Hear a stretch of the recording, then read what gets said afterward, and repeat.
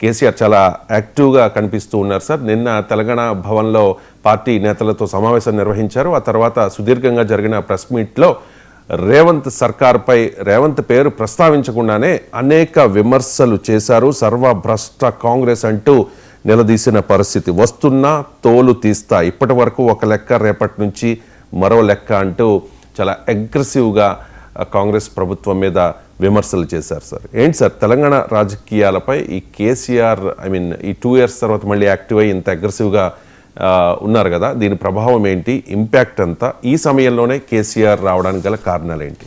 ఏదో సమయంలో రావాలి కదా, ఈ సమయంలో వచ్చారు. 2 ఏళ్ళు యాక్టివ్గా లేరని మీకు ఎవరు చెప్పారు? కేసీఆర్ మీరు స్టార్టింగ్ ఉపోద్ఘాతంలో మీ క్వశ్చన్లో 2 ఏళ్ళు యాక్టివ్గా లేకుండా అని వాడారు. యాక్టివ్గా లేరని మీకు ఎవరు చెప్పారు?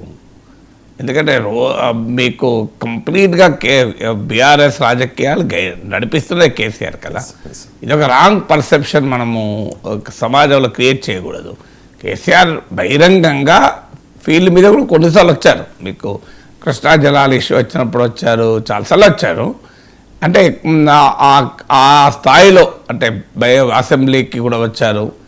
సో యాక్టివ్గా లేరు అనేది నిజం కాదు. బిహైండ్ ద సీన్ కూడా కేసీఆర్ గైడెన్స్తోనే కదా బీఆర్ఎస్ నడిచేది.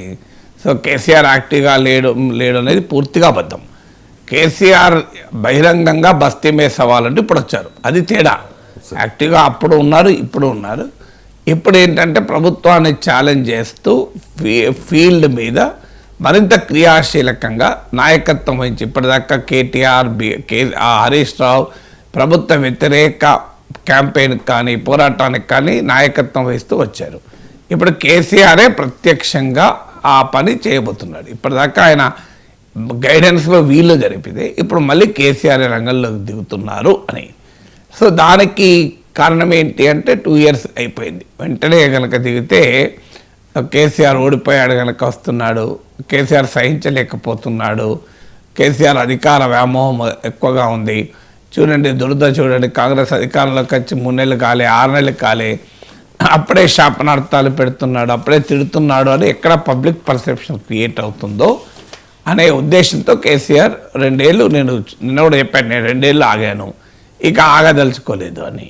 ఎందుకంటే ఇది మిడ్వే ఇప్పుడు హాఫ్ ఆఫ్ ది టర్మ్ అయిపోతుంది దగ్గర పడే. So next half of the term అనేది ఎన్నికల వైపు పరుగులు తీస్తాం. సో టువర్డ్స్ ఎలక్షన్స్ ఉండే పీరియడ్లోకి ఎంటర్ అవుతున్నారు.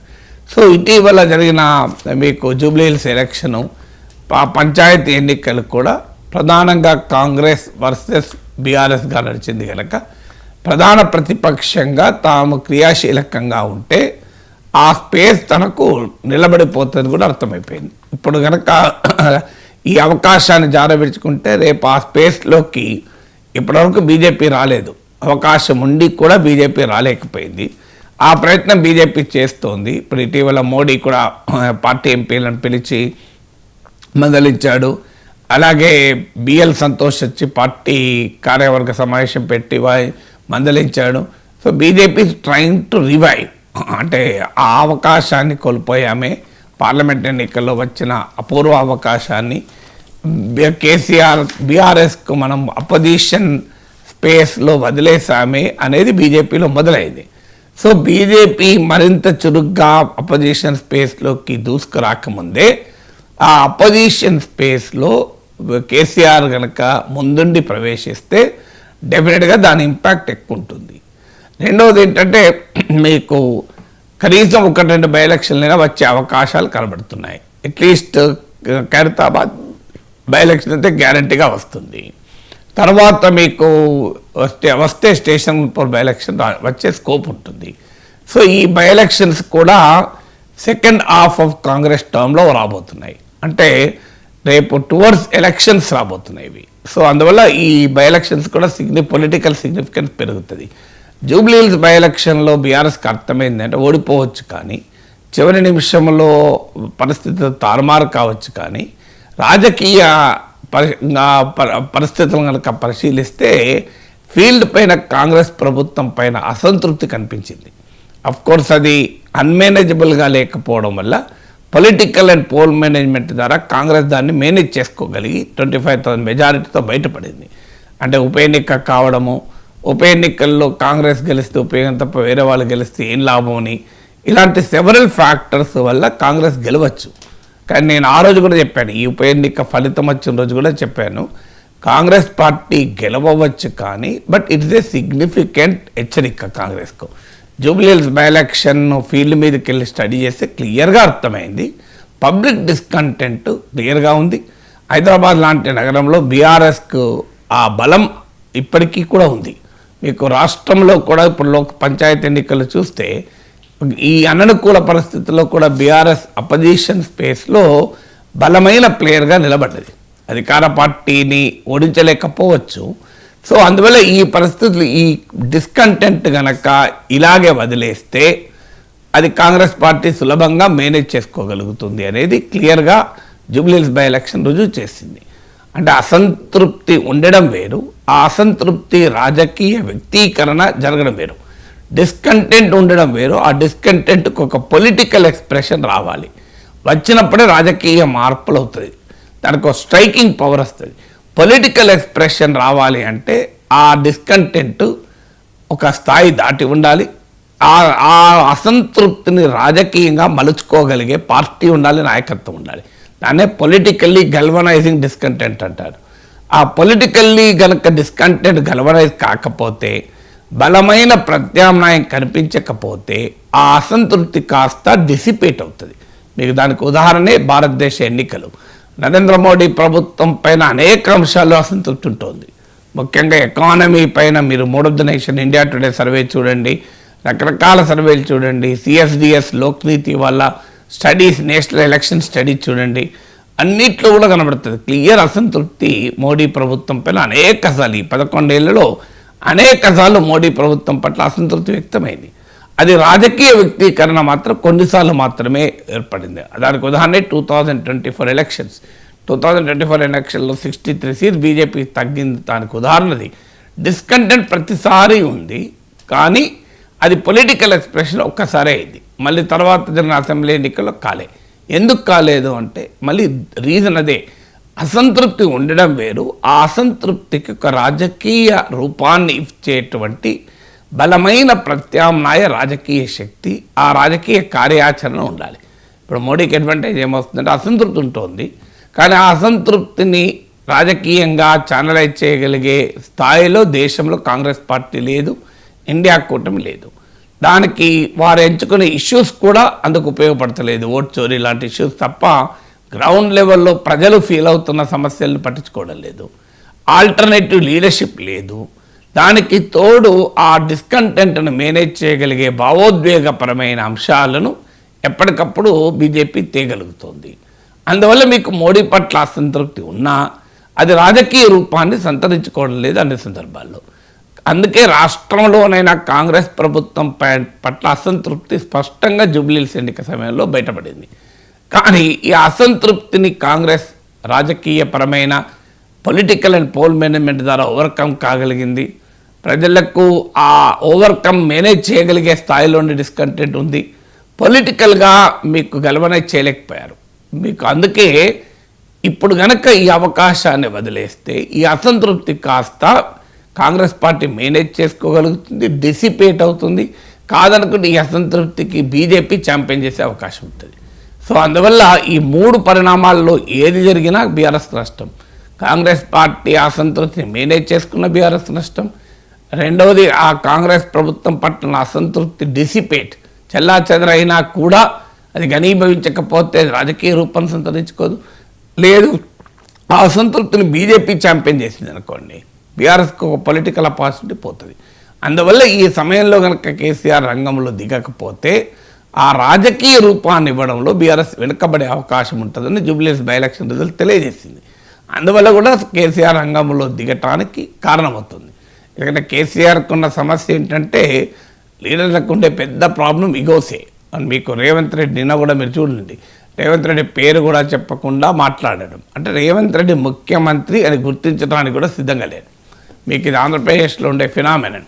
చంద్రబాబు నాయుడు జగన్ గుర్తించాడు, జగన్ చంద్రబాబు నాయుడు గుర్తించాడు. తెలంగాణలో కూడా కేసీఆర్ అసలు రేవంత్ రెడ్డి అనే వ్యక్తి ముఖ్యమంత్రి, ప్రజలు అనుకున్న ముఖ్యమంత్రి కదా. మీరు స్టేటస్, స్టేచర్ ఇవన్నీ ప్రజలు ఇవ్వాలి ప్రజాస్వామ్యంలో. వేరే నీకు మనం అనుకుంటే అయ్యేది కాదు. సో ప్రజలు ఎన్నుకున్నప్పుడు ముఖ్యమంత్రి, నువ్వు స్టేటస్ ఏముంది, స్టేచర్ ఏంటి, కానీ దాన్ని అంగీకరించేంత విశాల ప్రజాస్వామిక దృక్పథం ఉండదు ప్రత్యర్థులకు. ఇప్పటికీ జగన్మోహన్ రెడ్డి చంద్రబాబు నాయుడు అంగీకరిస్తాడా? అది కూడా చంద్రబాబు నాయుడు ఇన్నేళ్ళు ముఖ్యమంత్రిగా ఉన్న సీనియర్ నాయకుడైనా అంగీకరించాడు. ఇక కేసీఆర్ ఎక్కడ అంగీకరించాలి రేవంత్ రెడ్డిని? సో అందువల్ల ఆ ఇగో వల్ల కేసీఆర్ పూర్తి స్థాయిలో అసెంబ్లీకి రాకపోవడానికి కూడా కారణం అది. ఇలాంటి ఫ్యాక్టర్స్ అవి. సో అందువల్ల ఇప్పుడు కేసీఆర్ ఏంటంటే ఇక రేవంత్ రెడ్డి పేరు చెప్పక సంబంధం లేదు, కాంగ్రెస్ పార్టీ పైన తానే నిలబడి ఆల్అవుట్ ఫైట్కి సిద్ధపడాలి, తన శ్రేణుల్ని ప్రోగ్ చేయాలి అని ఒక నిర్ణయానికి వచ్చారు. సో ఇక ఇది ఇంపాక్ట్ ఎలా ఉంటుంది అనేది చూడాలి. కానీ నిన్న మాట్లాడిన తీరు చూస్తే గంపగుత్త, అసలు కాంగ్రెస్ ప్రభుత్వం ఏమీ చేయలేదు, సర్వనాశనం చేసింది అనే నరేటివ్తో వెళ్ళాలనుకుంటున్నారు. ఆ narrative I don't think it will succeed. ఎందుకంటే మీకు జూబ్లీహిల్స్లో కూడా కొన్ని అంశాలపైన ప్రభుత్వం పైన సంతృప్తి వ్యక్తమైంది, కొన్ని అంశాలపైన అసంతృప్తి కూడా వ్యక్తమైంది. మీకు ఉదాహరణకు మైనారిటీలు ఉన్నారనుకోండి, మీకు మైనారిటీలకు ఎంఐఎం చెప్పినాక కూడా బీఆర్ఎస్ వైపే సిగ్నిఫికెంట్గా నిలబడ్డారు. దానికి కారణం అప్పటి సంక్షేమ పథకాల కారణం కావచ్చు. ఇలా ప్రతి అంశం పైన కాంగ్రెస్ ప్రభుత్వం పైన కేసీఆర్ నిన్న ప్రెస్ కాన్ఫరెన్స్లో చెప్పినంతగా హోల్సేల్ వ్యతిరేకత లేదు. అందువల్ల మరి మొత్తం కాంగ్రెస్ ప్రభుత్వాన్ని గంపగుత్తగా నేను వ్యతిరేకిస్తాను అంటే ప్రజల కాన్షియస్నెస్ స్థాయికి రాజకీయ పార్టీల నినాదాలు గ్యాప్ ఉంటాయి. అంటే ప్రజల కాన్షియస్నెస్ను మించి ఉన్నా, ప్రజల కాన్షియస్నెస్ కన్నా వెనకబడి ఉన్నా అది అంత సులభంగా ప్రజల ఇమాజినేషన్ క్యాచ్ చేయదు. అందువల్ల ఇప్పుడు కేసీఆర్ వ్యవహార సరళి చూస్తే ప్రజలు భావిస్తున్న దానికన్నా చాలా ముందున్నాడు ఆయన. ఏమీ లేదు, ఇక కాంగ్రెస్ పార్టీ సర్వనాశనం చేసిందని అనే నరేటివ్ తోస్తున్నాడు. ఎప్పుడు కూడా ప్రజల అసంతృప్తిని తగినట్టుగా, ప్రజల భావాలను తగినట్టుగా గనక రాజకీయ పార్టీ దానికి రూపాన్ని ఇస్తే సక్సెస్ అవుతుంది. లేదు, స్వీయ మానసిక దృక్పథంతో తాము నమ్మింది భావిస్తే రాదు. ఇప్పుడు మీకు ఆంధ్రప్రదేశ్లో ఉదాహరణ, అసలు జగన్మోహన్ రెడ్డి ఏమనుకుంటున్నాడు, చంద్రబాబు నాయుడు సర్వనాశనం చేసి పడేశాడు ఆంధ్రప్రదేశ్ను, ఇంకేమీ లేదు, ప్రజలందరూ జగనన్నా నువ్వు ఎప్పుడొస్తావు అని ఫీల్ అవుతున్నారు అనుకుంటున్నాడు. అనుకొని ఆయన కార్యాచరణ చేస్తున్నాడు, అది ఫెయిల్ అవుతున్నది. అందుకే రాజకీయ పరిస్థితులు మారడం లేదు. కానీ నిజంగా చంద్రబాబు నాయుడు ఏ అంశాలపైన వ్యతిరేకత ఉంది గుర్తించి వాటిపైనే కేంద్రీకరిస్తే ప్రజలు సపోర్ట్ చేస్తారు. కానీ అన్నింటినీ వ్యతిరేక, ఇప్పుడు సూపర్ 6 అమలు కాలేదు, ప్రజలు క్షేత్రస్థాయికి వెళ్తే వివిధ సర్వేల్లో కూడా వ్యక్తమవుతుంది సూపర్ 6 పైన సంతృప్త స్థాయి ఎక్కువ ఉంది. కానీ జగన్ ఒప్పుకోడు, ఎట్టిపట్లు ఒప్పుకోడు, అసలు సూపర్ 6 అంత బోగస్, ఏం జరుగుతలేదు అంటాడు. సో ఎందుకంటే ఆయన స్వీయ మానసిక దృక్పథం, ప్రజల పర్సెప్షన్ సంబంధం లేదు, నేను నమ్ముతున్నా కనుక అదే రాజకీయం అని. అదే చంద్రబాబు నాయుడు పైన రైతుల విషయం పైన వ్యతిరేకత ఉంది, అదే చంద్రబాబు నాయుడు పైన ఉద్యోగ కల్పన పైన వ్యతిరేకత మొదలైంది యూత్లో. సో అలా ప్రజలు అసంతృప్తిగా ఉన్న అంశాలను తీసుకొని వాటిపైన కార్యాచరణ చేస్తే అది రిజల్ట్ ఉంటుంది. కానీ హోల్సేల్ కార్యాచరణ చేస్తే రిజల్ట్ ఉండదు. నువ్వు దాన్ని స్పెసిఫిక్, అందుకే నిర్దిష్ట పరిస్థితుల్లో నిర్దిష్ట అధ్యయనమే శాస్త్రం అంటాడు. Concrete study of the concrete conditions is the essence of scientific method. So ఇక్కడ కూడా కాంగ్రెస్ ప్రభుత్వం పైన ఏ అంశాలపైన వ్యతిరేకత ఉంది, ఏ అంశాలపైన అసంతృప్తి ఉంది, ఏ అంశాలపైన ఇప్పటికీ కేసీఆర్ను గుర్తు తెచ్చుకుంటున్నారు అనేది ఐడెంటిఫై చేయగలిగితే అప్పుడు బీఆర్ఎస్ లాభం ఉంటుంది. అలా కాదు, నాకు కాంగ్రెస్ ప్రభుత్వం పైన నా అక్కసంతా వెలగక్కుంటాను, కంప్లీట్ గంపగుత్తగా నేను తిడతాను అంటే I don't think people will appreciate. మీరు చూడండి, రాజకీయంగా తేలిపోతుంది, ఆ స్టాండ్ వర్కౌట్ కాదు.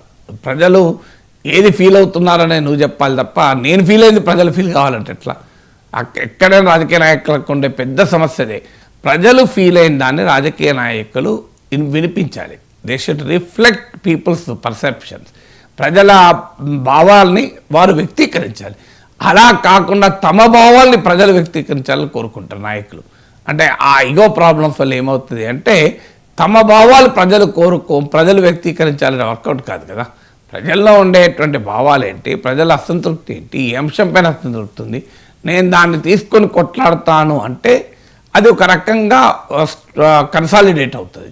సో నిన్న చూడండి, ఏ అంశం అసలు అన్ని అంశాలపై తిట్టుడే పెట్టాడు, ఇంకా వేరేది ఏం లేదు, అన్ని పనికి మాలినాయి, మొత్తం రాష్ట్రం సర్వనాశనం అయిపోయింది అన్నాడు.